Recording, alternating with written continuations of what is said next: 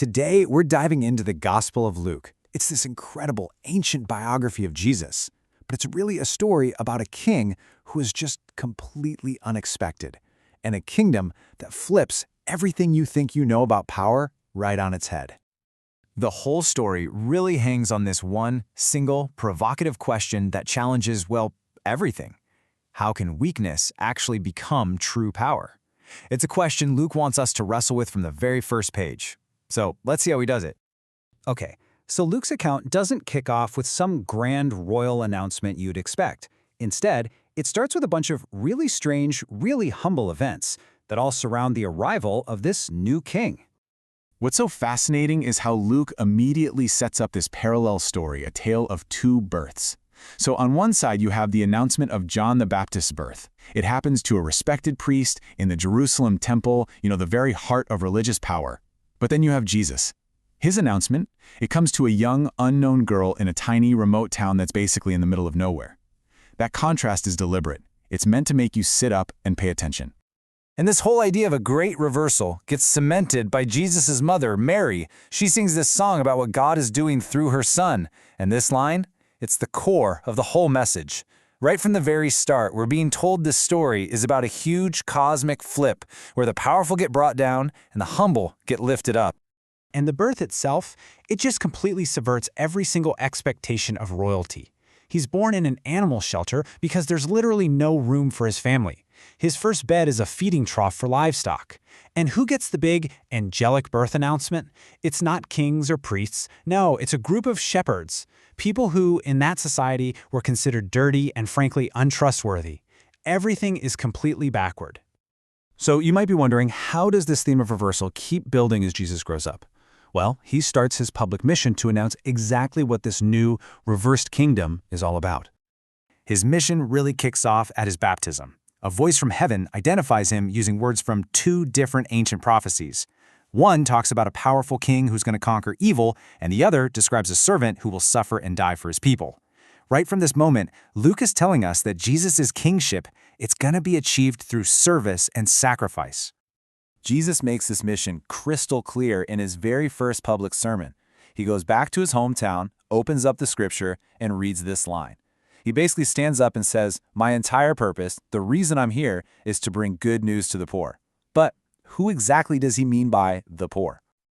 This is so crucial to understand. See, the poor wasn't just about money. It was a catch-all term for anyone on the margins of society, people who were overlooked, excluded, or just considered unimportant.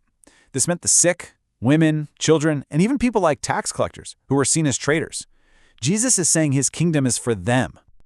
I mean, the contrast between these two ways of life could not be more stark. The world's kingdoms, then and now, are built on power, status, and excluding anyone who doesn't fit in.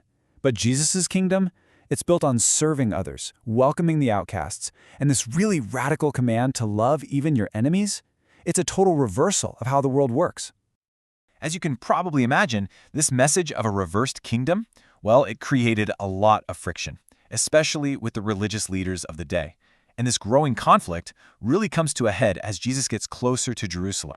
These leaders were just scandalized by Jesus. He was always hanging out with people they labeled sinners, tax collectors, people with questionable reputations, the ritually unclean, and by eating with them, he was offering them dignity and acceptance. This was a deep, profound challenge to the whole social order. So, in response to all this criticism, Jesus tells one of his most famous stories. It starts with a younger son who demands his inheritance. Now, this was a deeply shameful thing to do. It's basically like telling your dad you wish you were dead. He then takes the money, travels far away, and just squanders every last bit of it. He hits rock bottom and decides to go home, planning to beg to be hired as a servant.